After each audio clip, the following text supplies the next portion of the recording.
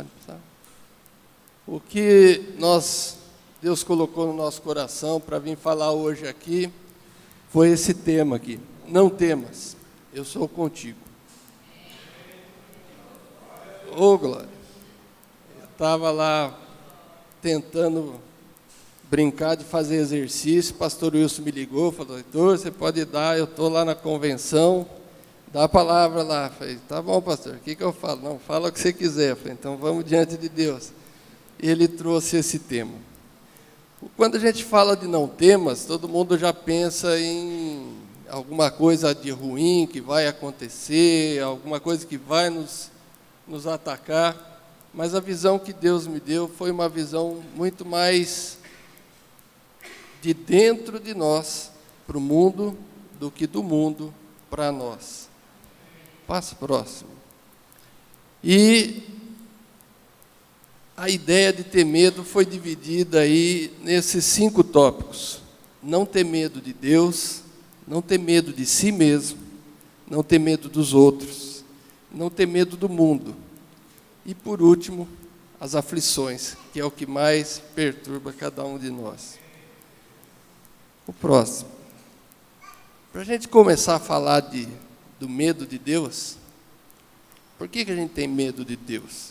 A gente tem uma visão de Deus como sendo uma pessoa que vem e vai fazer mal para a gente, se a gente não fizer o que Ele quer. Na maioria das vezes é isso que a gente tem. Em vez de temor a Deus, nós temos medo de Deus. E de onde vem esse medo?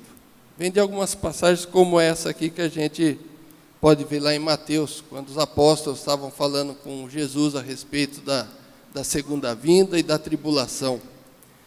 E ele coloca lá, como foi nos dias de Noé, assim também será na vinda do Filho do Homem. Pois nos dias anteriores ao dilúvio, o povo vivia comendo e bebendo, casando e dando-se em casamento, até o dia em que Noé entrou na arca.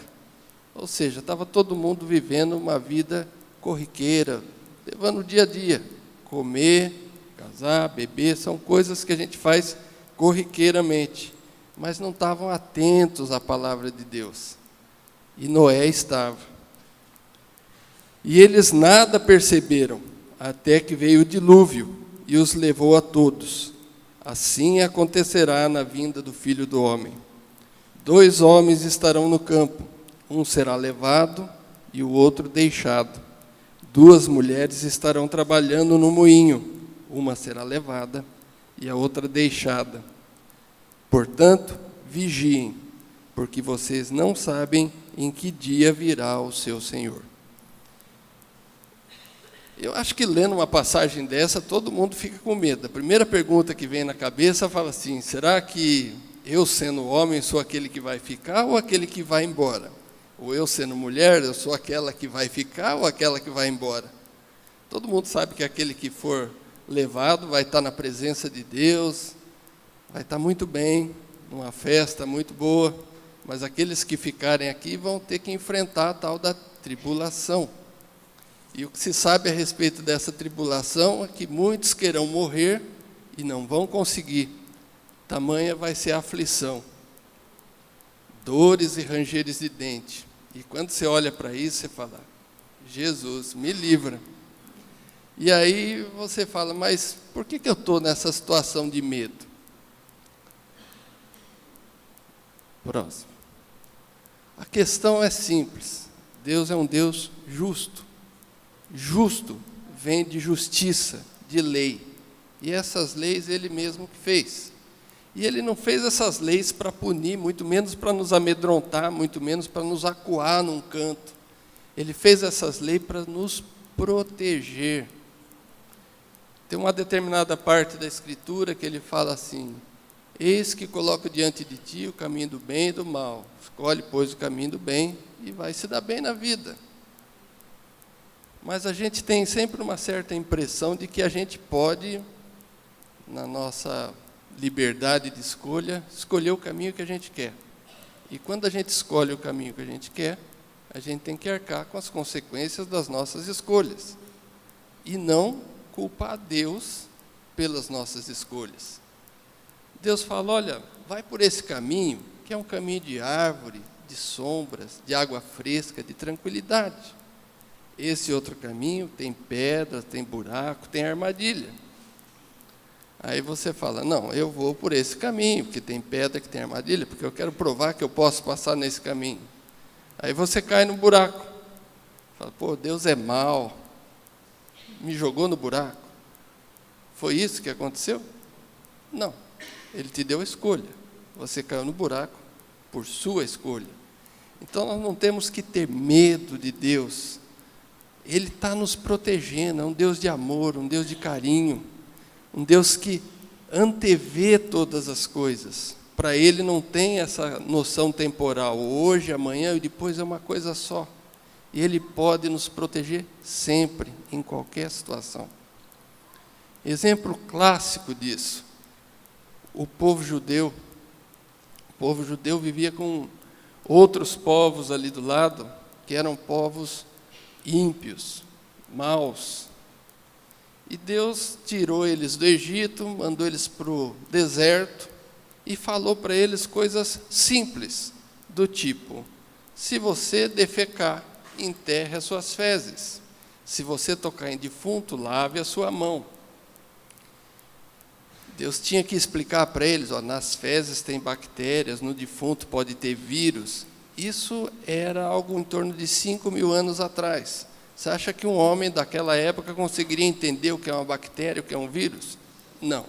Então Deus não ficou com muitas conversa mole. Falou, filho, faz isso. Ele fez. E o povo foi preservado. Os povos vizinhos não fizeram e foram destruídos. Escolhas. Deus fala, faz, faça. Se Ele não falar nada, você vai ter outras formas. A primeira delas lá é o sentido moral das coisas. Você foi criado, seu pai, sua mãe te passaram princípios, e esses princípios são princípios claros de escolha.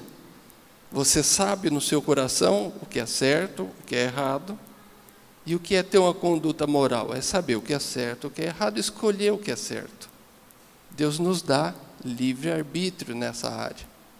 Tem coisas que Ele fala assim, isso é pecado, roubar, não roubarás. Mas tem coisas que Ele não fala se é pecado ou não. Ele não fica vigiando o seu olhar, por exemplo. Cristo já falou, olha, se você olhar com intenção impura para uma mulher, isso já é adultério.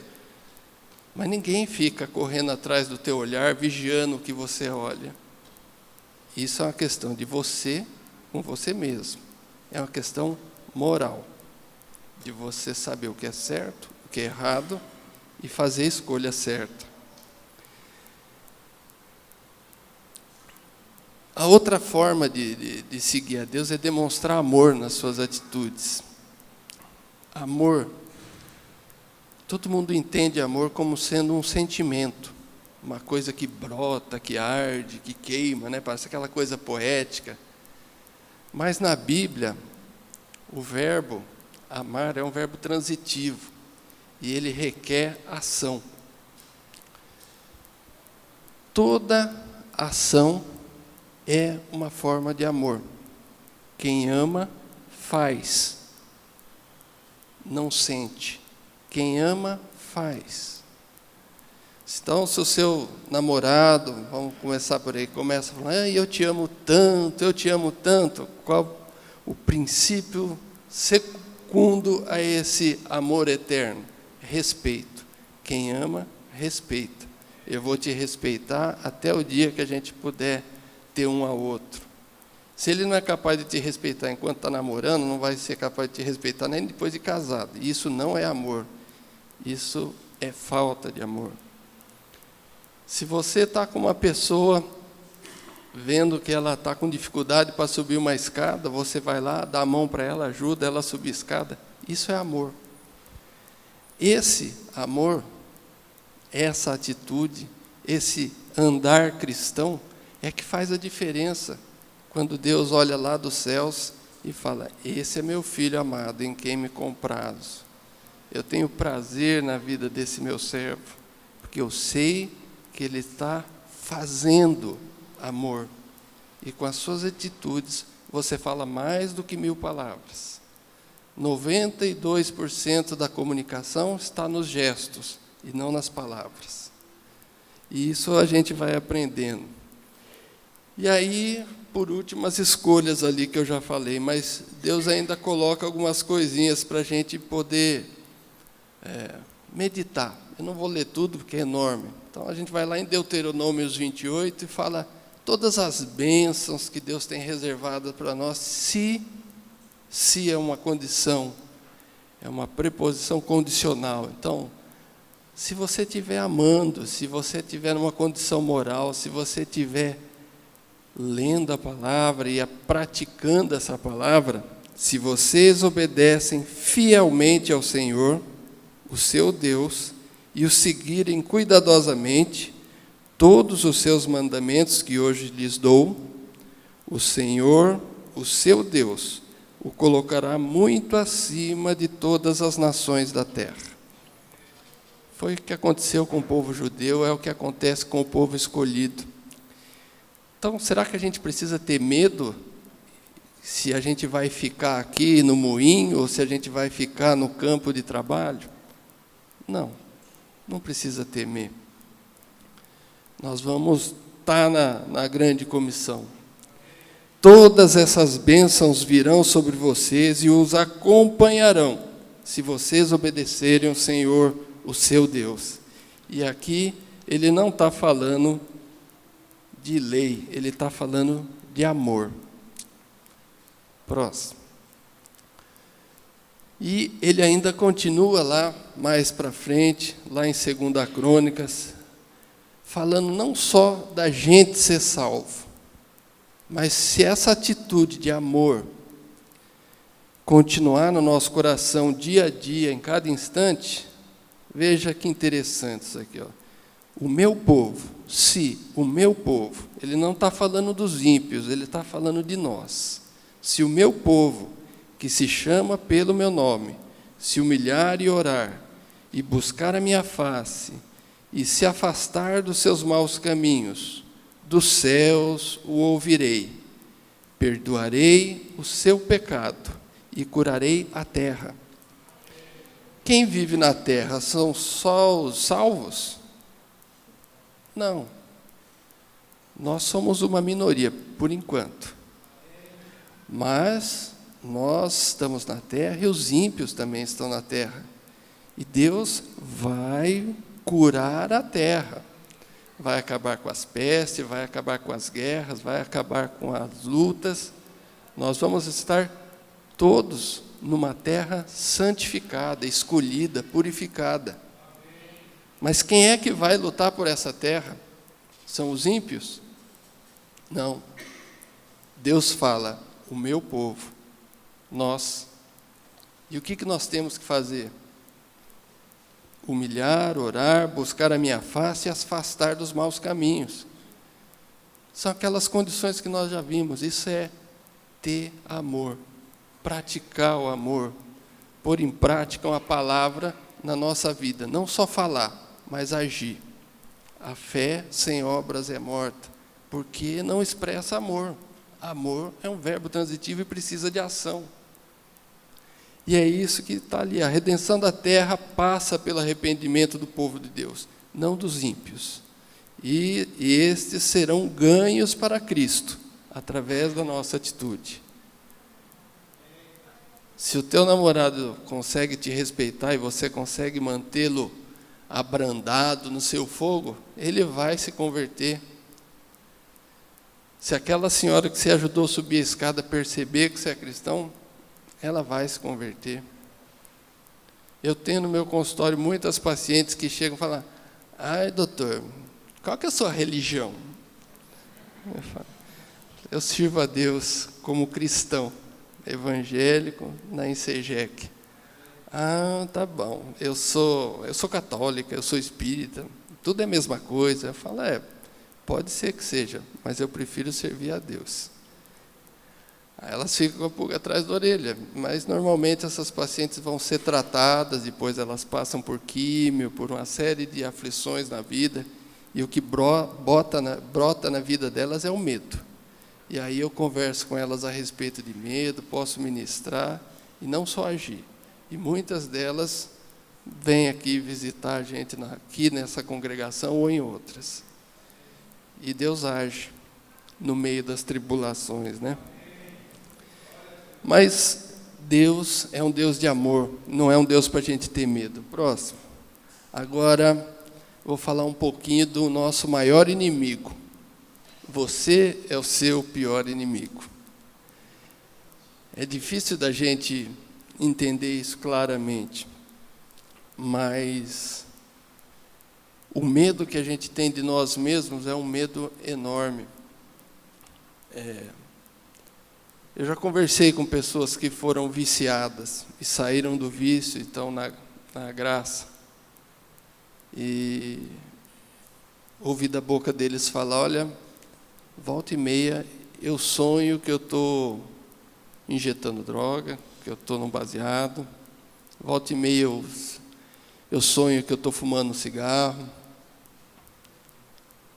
Esse é o seu eu querendo te derrubar. Você é o seu pior inimigo. O seu olhar atento a coisas que não deviam estar, a fornicação, a pornografia. A internet facilita. O inimigo facilita que você se destrua e que você caia nas suas armadilhas. E aí a gente começa a falar que o nosso pior inimigo é o diabo. Falar, o diabo é um terrível, o diabo é um malvado, o diabo é isso, o diabo é aquilo. Mas vou dizer uma coisa para vocês, ó. Está escrito aqui em cima, o diabo não pode fazer mal para você. Você está em Cristo e o diabo não pode fazer mal para você. E tem versículo que dá legalidade disso. Ó. Sede sóbrios, vigiai, porque o diabo, vosso adversário, anda em derredor, bramando como leão, buscando a quem possa tragar. Se ele pudesse fazer mal a qualquer momento, ele não precisava ficar ali rodando em volta de você, esperando você abrir uma brecha. Então, você é o teu pior inimigo quando? Quando você abre a brecha para o diabo agir na tua vida. E esse é o problema. A gente é o nosso pior inimigo quando a gente abre a brecha. Você pode sonhar com o cigarro de maconha, você pode sonhar com a droga, você pode até pensar em pornografia, mas não deixa isso virar algo concreto na sua vida. Não deixa isso virar ação. O passarinho pode voar na sua cabeça, mas não pode fazer ninho, né, como diz o pessoal. Não deixa que os maus pensamentos permaneçam. Eles podem vir, vão existir, isso é coisa da carne, é a carne lutando contra o espírito, mas você tem que ter sobriedade, maturidade e controle emocional para poder superar essas situações. Mais do que isso, ter o Espírito Santo de Deus para poder agir na tua vida. Quanto mais a carne se manifesta, menos o Espírito tem chance. E quando começa a ter muita manifestação da carne, é porque nós precisamos buscar mais o Espírito. A luta pela alma entre a carne e pelo Espírito é constante. Fortalecer o Espírito e a carne vai ficar calminha. E, bom, se o diabo então não pode fazer mal para mim, o que ele faz? Ele faz armadilha. Porque o diabo ele tem um problema. Deus é onipresente, está em todos os lugares, o tempo todo. Ele está aqui, está na minha casa, está em São Paulo, está na China, está no Japão. Ele é onipresente. Mas o diabo não. Vocês não vão achar na palavra que o diabo é onipresente. E ele não é onipresente. Então ele fica um pouquinho aqui, depois ele vai um pouquinho para lá, vem para cá, divide a turma dele, tem um para cada continente, um para cada cidade, que eles falam que tomam conta de regiões, né? São os principados e potestades, são demônios regionais. E por que eles são regionais? Porque eles não são onipresentes. Então, se o diabo não está na minha vida o dia inteiro, tentando fazer mal para mim o dia inteiro, o que ele faz? ele deixa umas armadilhas montadas.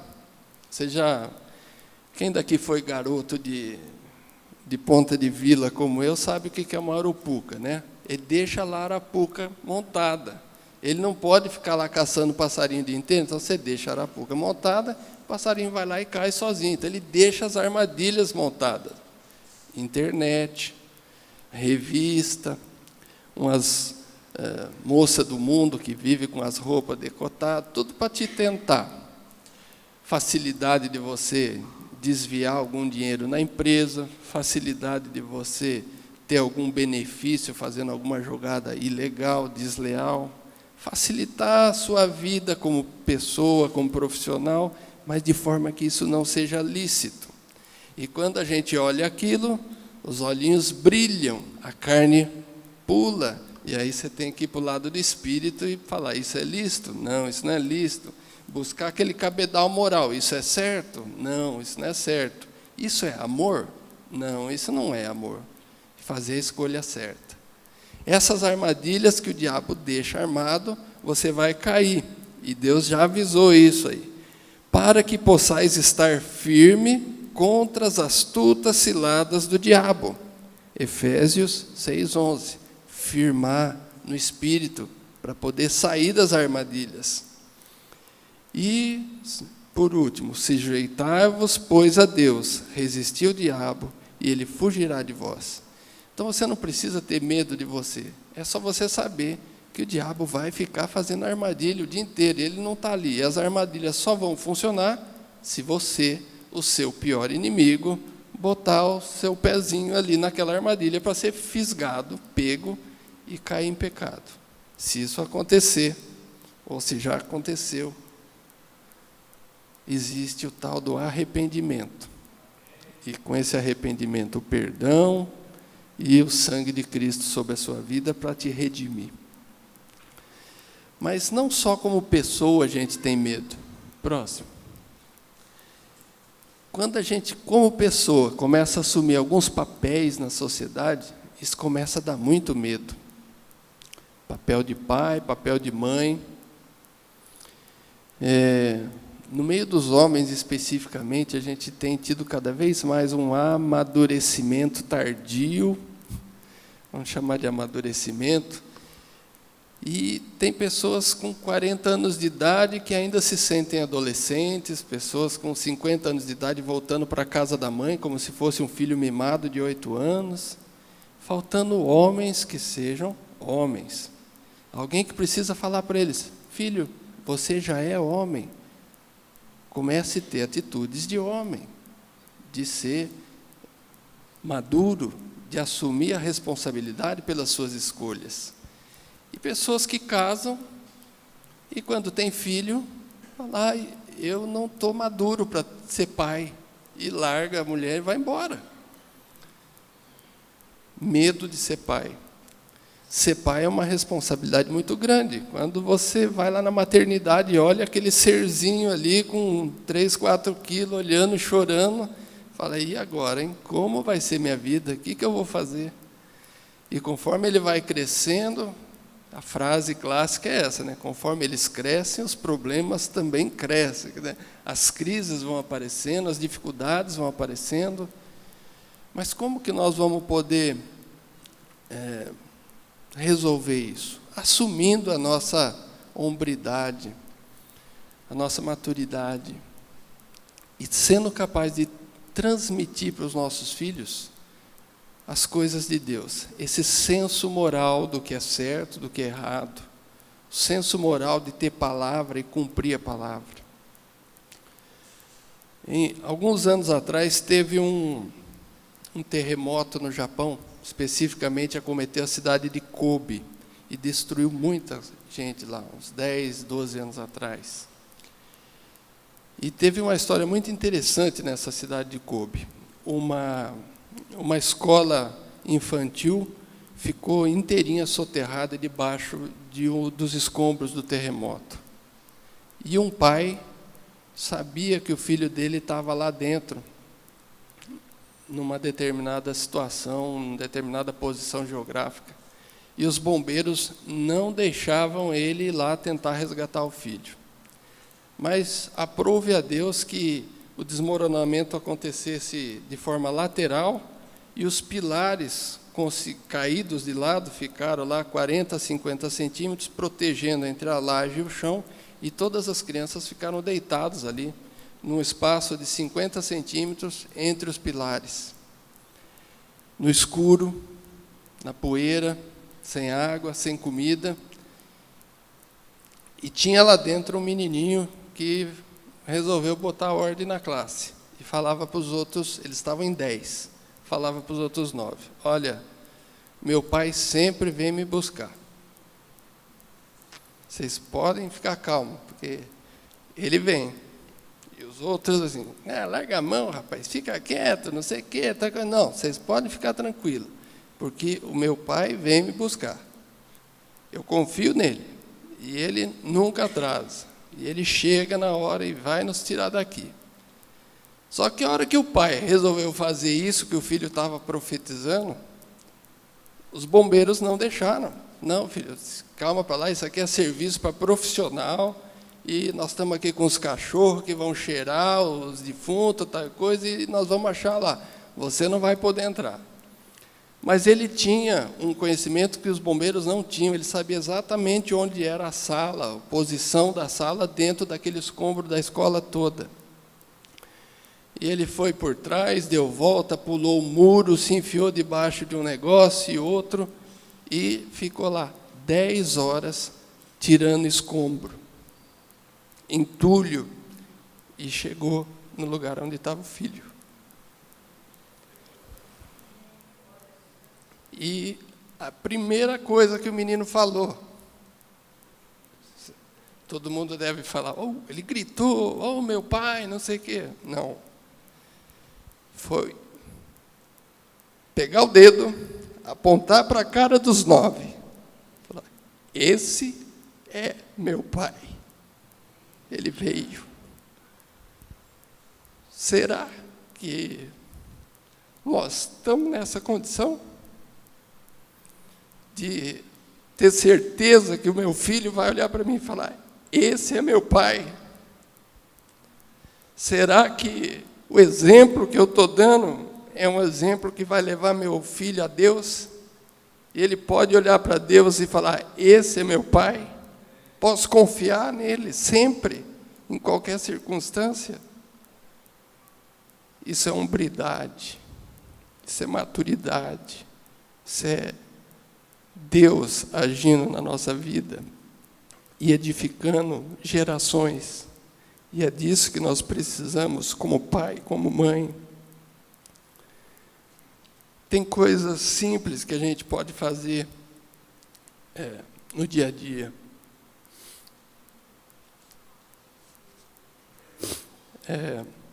O meu filho estava com muita, digamos assim, adesão a esses jogos de videogame. E eu não sei se vocês já tiveram oportunidade de assistir algum jogo desse de videogame, mas é terrível. É alguém com uma espingarda, um rifle na mão, atirando em todo mundo, sai sangue até, espirra até na parede, de tanta violência que tem. E eu falo com ele, Estevão, acho que não é legal você ficar brincando com isso aí, isso não parece muito brinquedo, isso parece mais uma arma do inimigo na tua vida. Ele fala, mas o que eu vou fazer? Não sei. Eu falei, então tá bom, vamos orar a esse respeito. E eu continuei orando pela vida dele. Aí um dia ele veio e falou comigo, olha pai, o professor passou um filme na escola hoje a respeito do povo judeu que sofreu o Holocausto e de mortes que foram filmadas durante todo aquele período trágico da história. E sabe o que eu percebi? Eu falei, não, filho, o que aconteceu? Aí eu percebi que todo mundo na sala estava chorando, menos eu. Eu falei, olha, talvez isso seja consequência de você ter tido a morte já como uma coisa banal. Talvez isso tenha a ver com aquela coisa do videogame, que você fica vendo todo mundo morrer, baleado o tempo todo. Ele falou, pai, pode ser que seja isso. Então, ele tinha 14 anos. Aí ele falou, eu vou fazer um jejum a esse respeito. E ele começou a jejuar, não sei do que. Passou 3 ou 4 dias, encontrei, tem um muralzinho no quarto dele, onde deixa os recados mais importantes.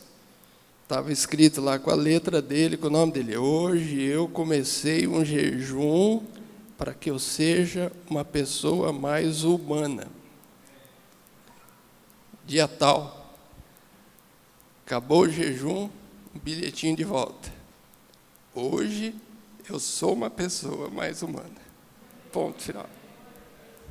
Então, se você não pode lutar, brigar, espremer, torcer o pescoço ou qualquer coisa assim, ore. O Espírito que age em você é o mesmo que age nele e vai edificar. E a questão de ser mãe? A questão de ser mãe é um capítulo à parte, né? Eu olho para a Rosana lá e falo, oh meu Deus, dá graça, né?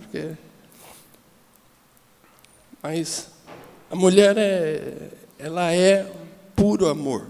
Ela manifesta o amor de Deus frequentemente e a todo momento. E o problema dela não é manifestar amor. O problema da mulher é se sentir amada, saber que ela é uma pessoa única, um ser criado por Deus, amado por Deus. Então, a situação aí, se ela não está se sentindo amada, respeitada, com um propósito definido, aí cabe aos filhos e, principalmente, ao varão manifestar isso de alguma forma. O problema é que nós, homens, não estamos muito acostumados com isso. A gente é capaz de abraçar a mãe e falar, mãe, eu te amo, ou fazer a maior folia quando vê a mãe. Mas quando vê a esposa, a coisa parece que, não, ela já sabe que eu amo ela e ponto final, não tem muita necessidade. Mas, de vez em quando, fazer isso faz muita diferença. E lembrar daquela primeira coisa. Amor é agir, não é pensar, né? Ela sabe, não. Amor requer ação. Seja lá qual for a sua linguagem de amor, coloque a tua linguagem de amor, que ela entenda em ação. Dê presentes, dê um abraço e tudo mais. Isso faz muita diferença. Quando a gente está falando de filho, no papel de filho, eu coloquei ali a morte de Absalão como alguma coisa importante para a gente refletir. No final, a morte de Absalão está descrito lá em 2 Samuel 18, é um trecho grande, vai de 26 até o 33, no final. Mas no versículo 33, quando vem a notícia para Davi de que Absalão tinha morrido, Davi toma uma postura completamente diferente da que se esperava. Absalão era filho de Davi, mas desde a sua mocidade ele começou a querer tomar o poder do pai. Foi crescendo, ele montou um exército, destituiu Davi. Davi teve que fugir de Jerusalém, depois ele conseguiu retomar. E tinha o exército de Davi, o exército de Absalão, e todos eles viviam brigando, e o que Absalão mais queria era matar Davi para que ele não existisse, matar o próprio pai, para que ele pudesse ter o poder sobre o povo judeu e sobre Jerusalém. Ele era inimigo do rei. E quando Absalão morre, morreu o inimigo do rei. Mas para Davi, morreu o filho de Davi. E aí Davi chora amargamente, grita amargamente e fala em voz alta, quisera eu ter morrido no teu lugar. Meu filho, meu filho.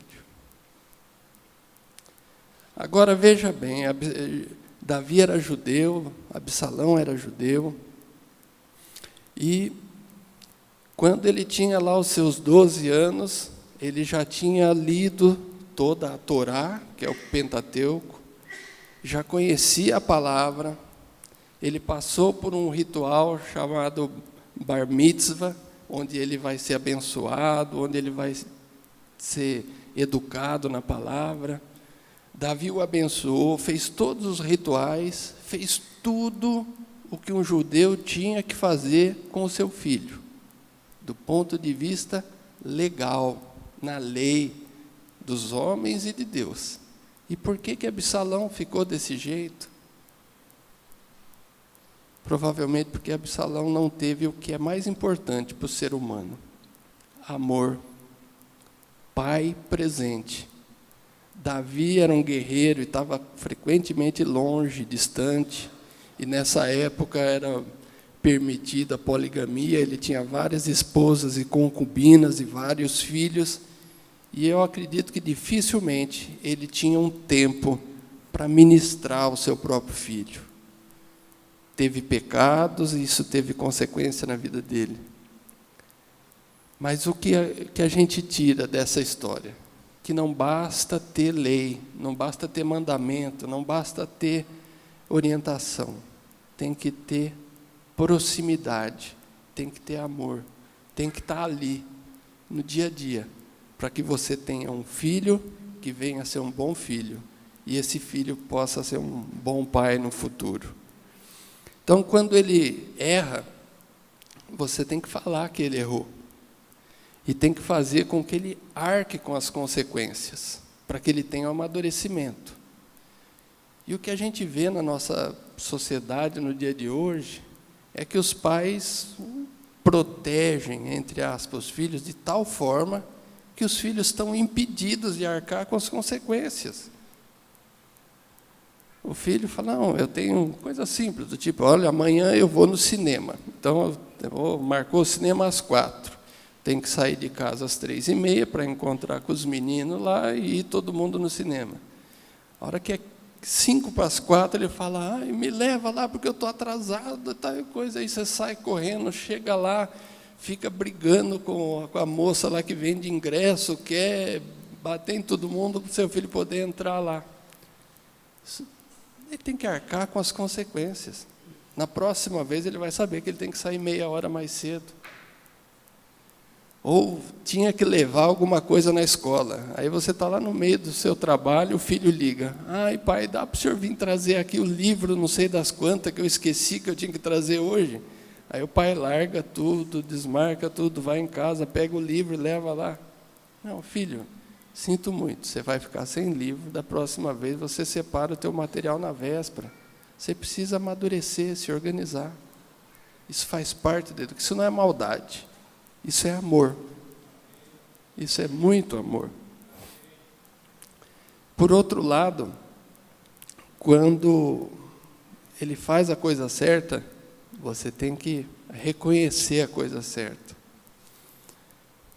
E dar reforço. Isso leva ao amadurecimento.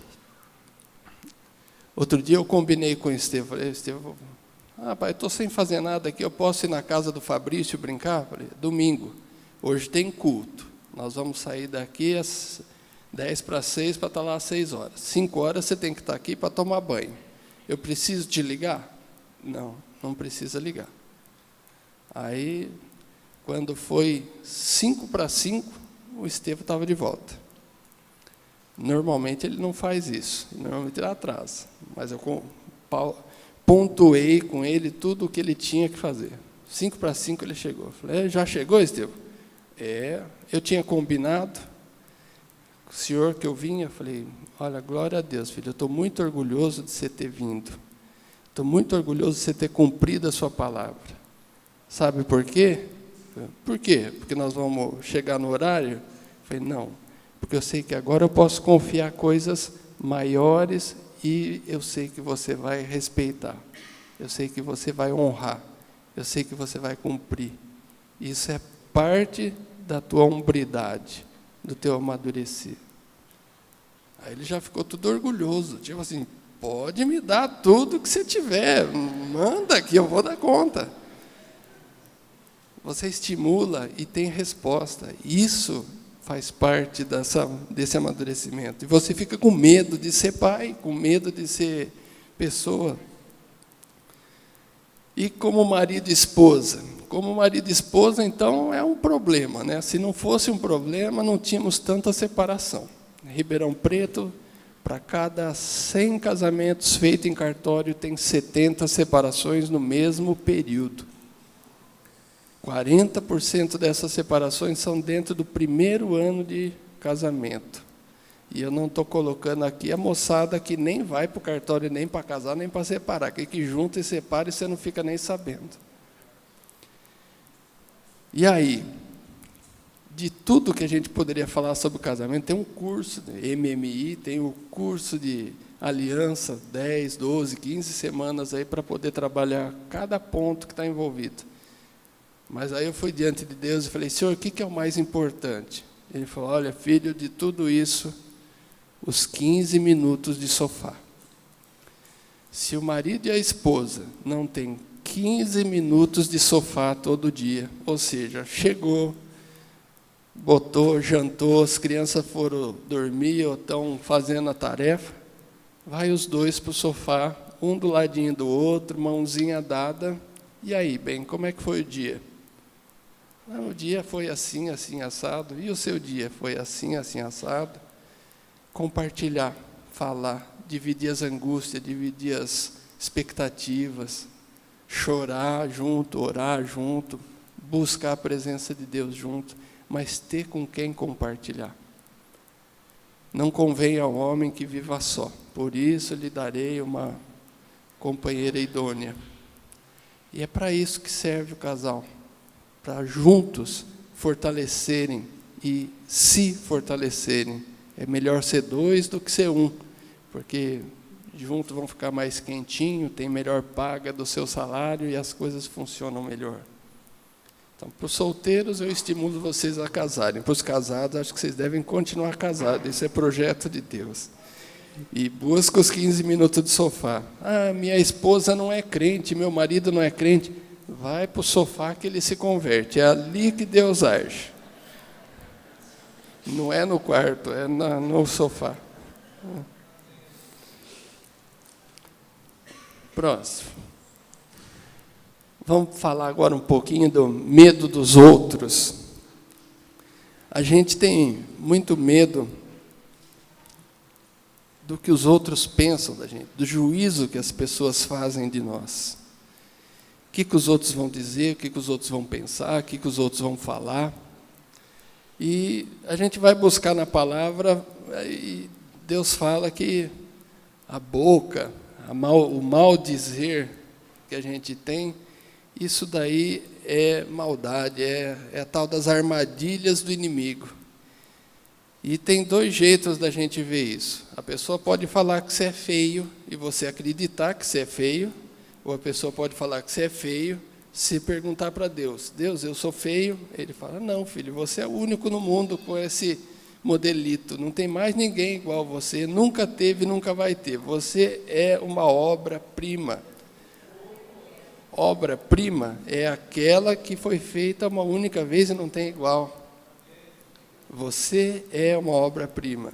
E aí o cara fala que você é feio, você tem a opção de acreditar no que Deus fala ou no que ele fala. E olha lá, a boca fala daquilo que o coração está cheio. O que sai da boca vem do coração, e é isso que contamina o homem, palavra de Jesus. E é do coração que procedem as fontes da vida. Você pode ter palavras de edificação ou palavras pesadas que vão fazer as pessoas sentirem mal. Mas essa ideia de que os outros vão falar é uma coisa muito tranquila. A gente pode se defender disso. Sendo cristão, você se defende disso. Mas o que mais pesa é o que a gente mesmo pensa de nós. Se você pensa que você é feio, aí não tem padrão de comparação. Então você precisa ir diante de um espelho, olhar e falar, olha só como Deus fez um negócio bonito aqui, ó, esse tem uma peculiaridade única. E mais do que isso, são as coisas que a gente aceita dos outros. Tem uma historinha, hoje eu estou cheio de histórias aqui. Uma moça que veio procurar o pastor, não é o pastor Wilson, não, isso foi numa outra igreja. Falando, olha, fulana está usando uns vestidos decotados, justinho, mostrando todo o contorno do corpo, curtinho, vermelho, passando uns batom muito chamativo, e eu tenho certeza que ela está querendo seduzir o pastor. Que ela fica o tempo todo correndo com ele para cima e para baixo, e sempre com essas roupas assim. Aí o irmãozinho ouviu aquela história e falou, olha, pode ser que seja o jeito dela de viver assim, é uma pessoa alegre, descontraída. Se ela está querendo seduzir o pastor, eu não sei. Mas, se algum dia eu te ver vestido desse jeito, eu já sei qual é a tua intenção.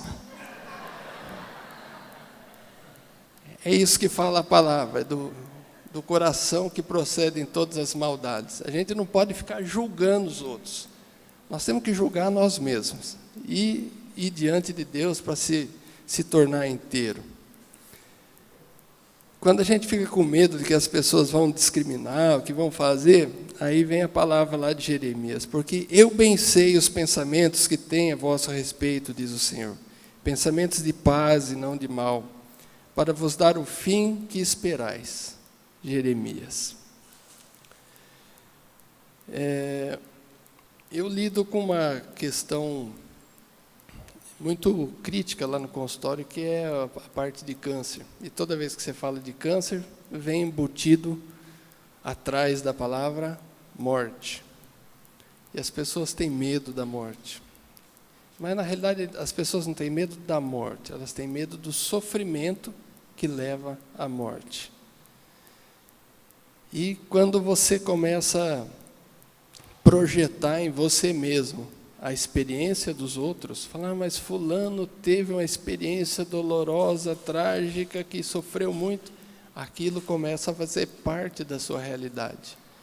Você não adoeceu, você teve um diagnóstico de câncer, não adoeceu, não fez tratamento, mas já está chorando. Está chorando porque você vai buscar na sua algibeira, na sua memória, o sofrimento que você viu dos outros e começa a projetar aquilo para você. Minha mãe sofreu muito, eu vou sofrer muito, o que vai ser de mim? Como que eu vou cuidar dos meus filhos? Como é que eu vou cuidar do meu marido sofrendo assim? Deus não dá fardo maior do que aquele que a gente possa carregar. E se o fardo for pesado, Ele carrega você e o fardo. Não andeis agitado, né? Tranquiliza, acalma, deixa Deus agir. O medo dos outros também pode ser projetado na sua vida, e isso também tem que ser retirado. Basta cada dia o seu mal. Viver um dia após o outro.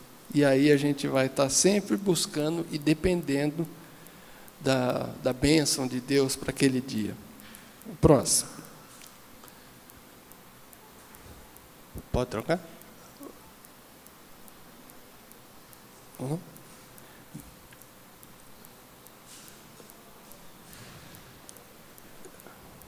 Outro. Isso. O medo do mundo. Quando a gente... Toda vez que eu vejo essa história do medo do mundo, eu lembro de quando eu passei no vestibular e vim para cá, para Ribeirão. Isso faz muitos e muitos anos atrás. Mas eu morava em Bauru, no finalzinho da cidade, lá onde acabava a cidade é que eu morava. Então, era quase um bicho do mato.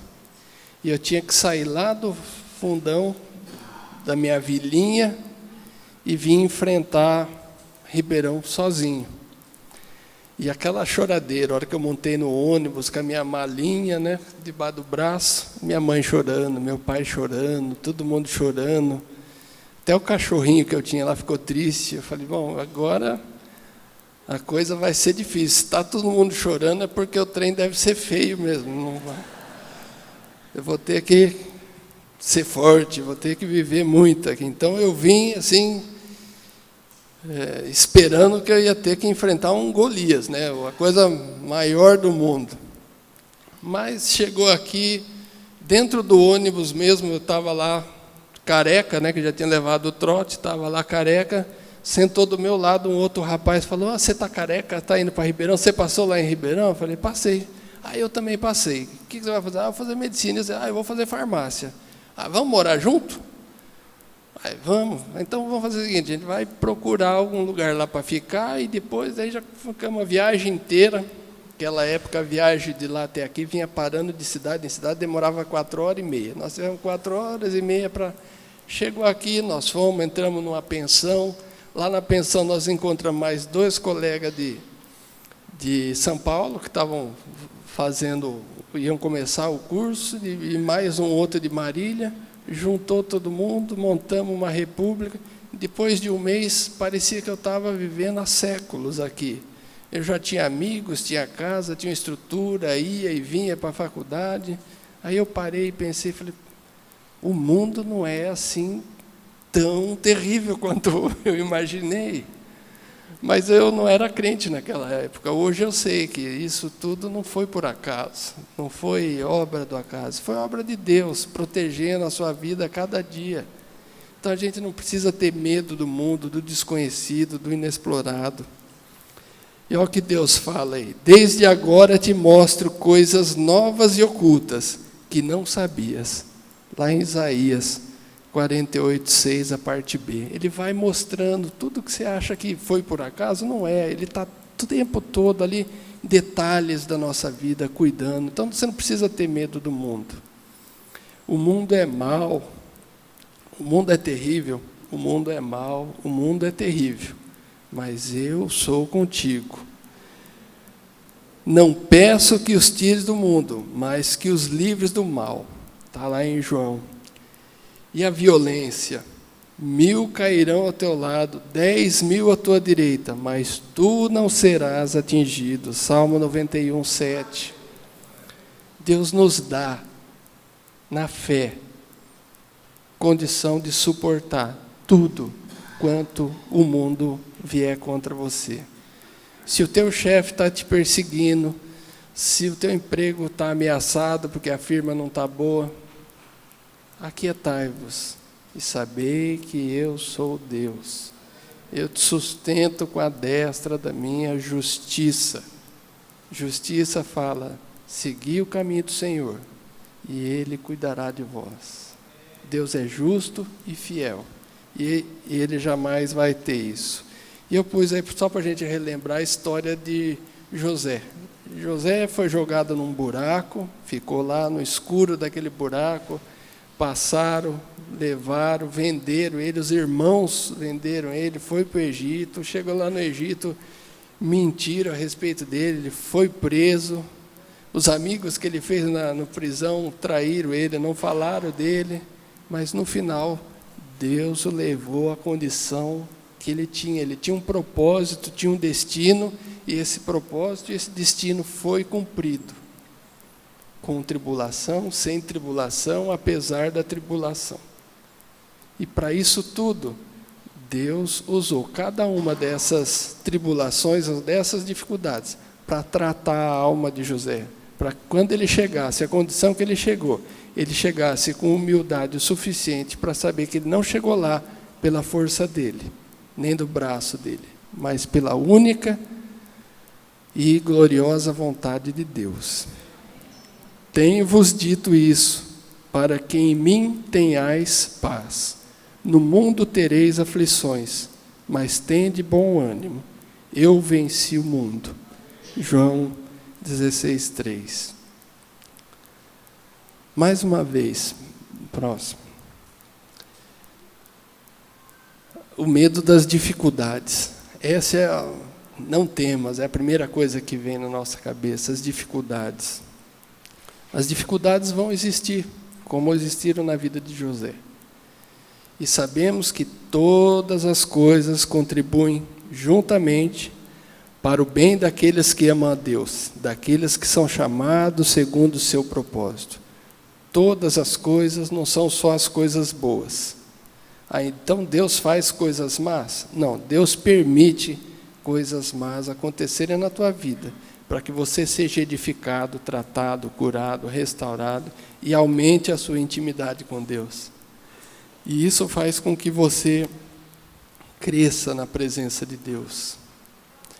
Tem um bailarino muito famoso que passou em Moscou, numa cidadezinha perto de Moscou, para recrutar bailarinas para o balé Bolshoi. O balé Bolshoi é o balé mais famoso que tem no mundo, e ali só entram bailarinas top do top do top. E naquela vilinha que o bailarino foi lá recrutar as bailarinas, apareceu uma mocinha que o sonho dela era ser bailarina. Desde criança ela estava em escola de balé, e ela foi lá e fez o teste, e quando ela estava lá dançando, ele não estava nem olhando, estava conversando com outra, e quando ela chegou do lado dele, falou: e aí? Ele falou: não, você não serve para ser bailarina.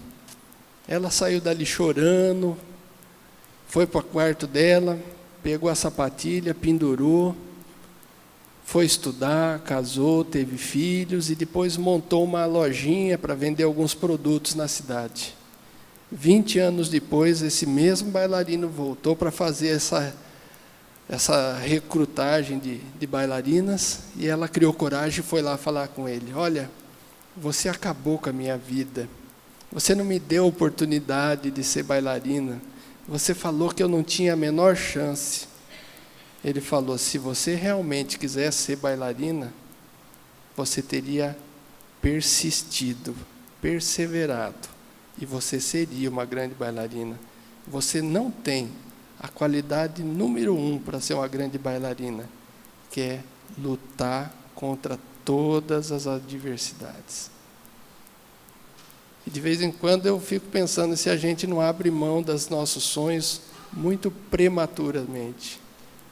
Será que a gente está querendo ser bailarina, mas querendo que os outros nos façam bailarina?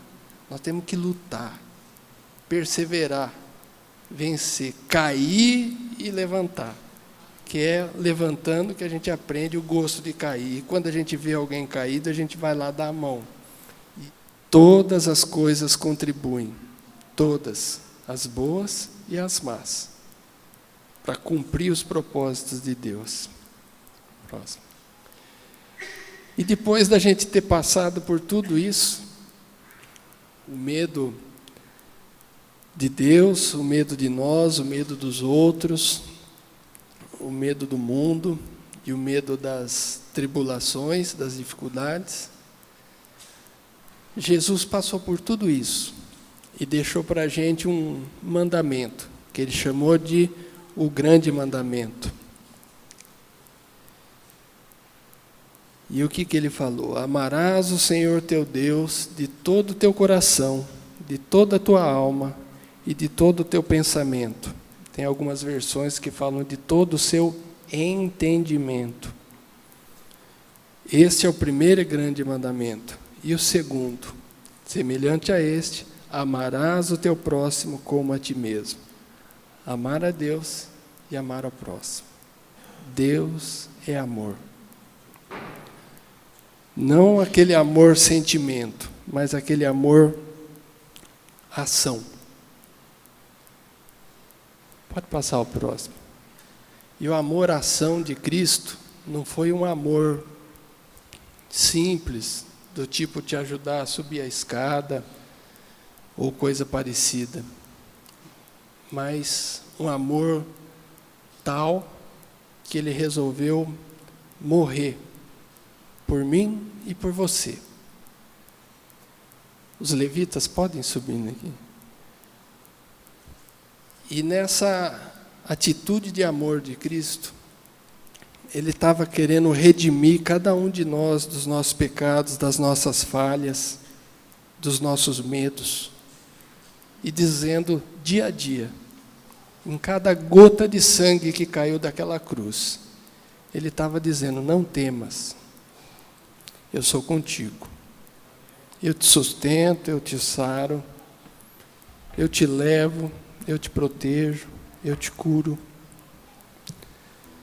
Mas não foi uma ida na cruz parecida com as coisas do cinema, com as coisas que a gente vê.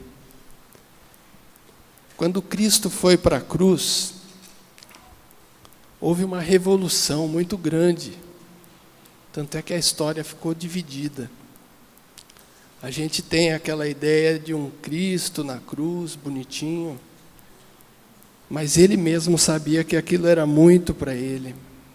E como homem, ele falou: Pai, afasta de mim esse cálice, mas seja feita a tua vontade. Quando a gente achar que as coisas estão muito difíceis para a gente, nós podemos falar: Senhor, seja feita a tua vontade. E se Ele puder, Ele vai tomar o nosso lugar, vai nos levar dia a dia. E aquele dia da crucificação, estava tudo muito escuro, os céus estavam escuros, se fez noite ao meio-dia, e estava tudo escuro porque todos os demônios estavam lá, todos os espíritos do mal estavam lá. Eles estavam todos lá para comemorar, porque eles tinham destruído o Filho de Deus. Eles tinham matado cada um de nós em espírito. Eles tinham acabado com a nossa esperança. E estava tudo escuro. E quem estava na cruz não era um Cristo bonitinho, era uma figura transformada, desfigurada, ensanguentada, inchado. Não conseguia nem olhar para lugar nenhum, só para o Pai. E Ele estava lá buscando cada um de nós, cada um de vocês, para sarar a sua ferida, para curar a sua dor. E é isso que Ele quer fazer hoje de novo. E eu queria perguntar se entre nós aqui tem alguém que ainda não experimentou desse imenso prazer de conhecer o Jesus, de ser filho de Deus, de se entregar ao Senhor. Tem alguém aqui que ainda não se entregou a Jesus, não fez uma oração oficial de entrega? Amém. Somos todos conhecedores da verdade. E essa verdade é que nos libertará.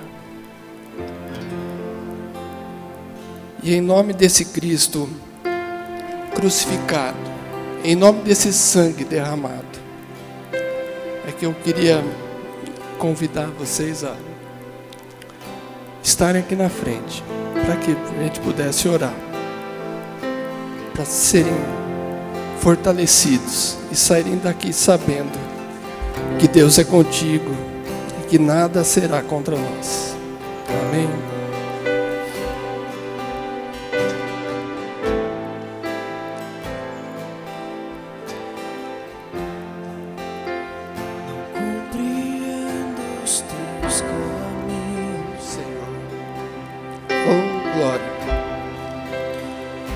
Te darei a minha canção, doces palavras te darei.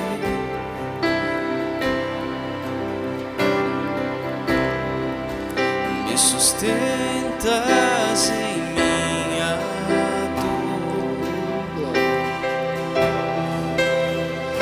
isso me leva mais perto mais perto dos teus caminhos. Senhor Deus,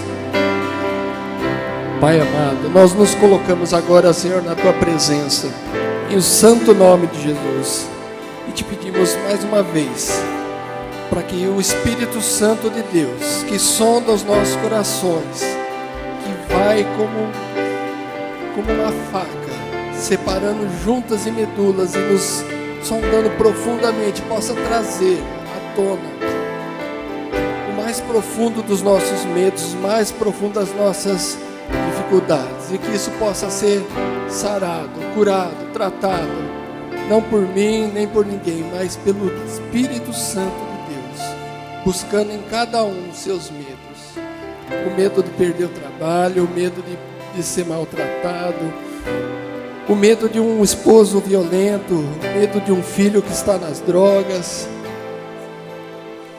o medo, Senhor, o medo de si mesmo, o medo de voltar a cair no pecado, o medo de ser pego de surpresa por notícias ruins, o medo da morte, o medo da ingratidão, o medo das desfeitas de cada dia. Senhor, que o Senhor possa estar trazendo ao nosso coração a imagem que o Senhor tem de nós, de uma pessoa que não está aqui por acaso, mas que tem um propósito e um destino, e que esse propósito e esse destino não vai se frustrar, que todas as ciladas do inimigo são feitas para serem destruídas, e elas serão destruídas hoje e aqui, em nome de Jesus. Oh Deus amado, vem conosco, em nome de